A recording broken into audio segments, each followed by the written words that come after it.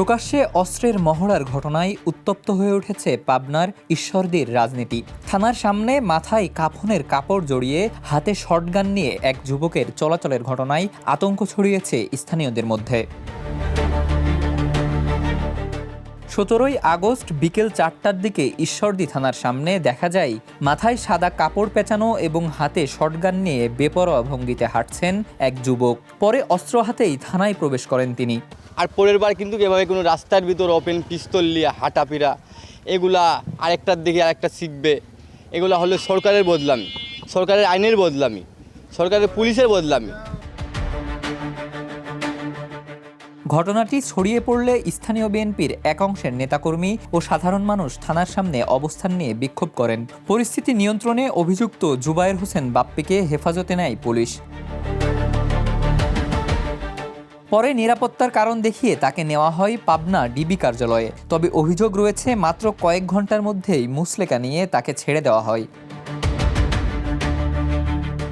এ ঘটনায় প্রশাসনের ভূমিকা নিয়ে প্রশ্ন তুলছেন স্থানীয়রা। তাদের অভিযোগ, এর আগেও প্রকাশ্যে অস্ত্র প্রদর্শন এবং ফাঁকা গুলি ছুড়ে এলাকায় আতঙ্ক সৃষ্টির অভিযোগ রয়েছে বাপ্পির বিরুদ্ধে। যখন যাচ্ছিলাম টিকিট কাউন্টারে, আমার ছেলে যাবে ঢাকায় টিকিট কাটার জন্য, তখন দেখি হাতে অস্ত্র মশরলি, মানে যেরকম পরিস্থিতি সেরকম দেখে মনে করেন আমি সাথে সাথে ওইখান থেকে জানের ভয়ে পলায় আসছি।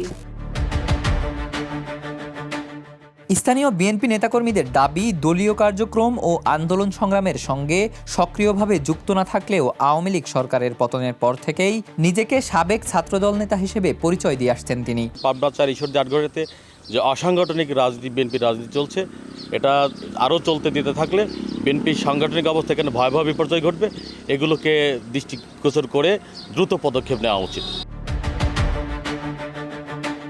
তাদের অভিযোগ, বিএনপির নাম ব্যবহার করে কেউ অপকর্ম বা সন্ত্রাসী কর্মকাণ্ড করলে ক্ষতিগ্রস্ত হচ্ছে দলের ভাবমূর্তি। তাই এর সঙ্গে কারা জড়িত এবং কার আশ্রয় প্রশ্রয়ে এমন কর্মকাণ্ড চলছে তা তদন্তের দাবি জানিয়েছেন তারা। অভিযোগের বিষয়ে জুবায়ের হোসেন বাপ্পির সঙ্গে যোগাযোগের চেষ্টা করা হলেও তাকে পাওয়া যায়নি। তবে জেলা পুলিশ জানিয়েছে ঘটনার তদন্ত করা হচ্ছে। তদন্তের ভিত্তিতে অস্ত্রের লাইসেন্স বাতিল সহ প্রয়োজনীয় ব্যবস্থা নেওয়ার আশ্বাস দিয়েছেন পুলিশের শীর্ষ কর্মকর্তা। এটা আমরা যে অস্ত্র আইনের ধারাটারা দেখেছি, অস্ত্র আইনের আইনগত যে বিষয়গুলা আমরা ব্যাখ্যা বিশ্লেষণ করে দেখেছি, এবং ওই যে অস্ত্র সিজ করা, তারপরে লাইসেন্স বাতিল, এই সংক্রান্ত বিষয়ে আমরা কার্যক্রম গ্রহণ করবো আর কি। লাইসেন্স তো ওনার বৈধ অস্ত্র ছিল, এবং বৈধ অস্ত্র ওইভাবে প্রদর্শন করতে পারে কিনা সেটার একটা বিষয় আছে। তো উনি যেটা করেছে ওটাও তো মানে সুন্দর হয় না আর কি, যেটা করছে এটা তো ভালো হয় না। যদিও উনি কাউরে ভয়ভীতিও দেখায় নাই, কাপড়ের কাপড় মাথায় বেঁধে হেঁটে হেঁটে আসছে এবং থানায় অস্ত্র জমা দিয়ে গেছে। আইনগত বিষয়গুলো দিকে আমরা দেখেছি। তো এরপরে যদি আইনগত আরো কোনো কার্যক্রম করতে হয় সেগুলো তো আমরা অবশ্যই করবো। প্রকাশ্যে অস্ত্র প্রদর্শনের ঘটনায় সাধারণ মানুষের মধ্যে আতঙ্কের পাশাপাশি রাজনৈতিক অঙ্গনেও তৈরি হয়েছে উত্তেজনা। স্থানীয়দের দাবি, ঘটনার সুষ্ঠু তদন্ত করে জড়িতদের বিরুদ্ধে দৃষ্টান্তমূলক ব্যবস্থা নিশ্চিত করা হোক।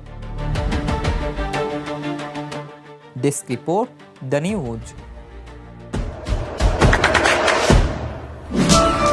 দেশে দেশে সবার সাথে দ্য নিউজ।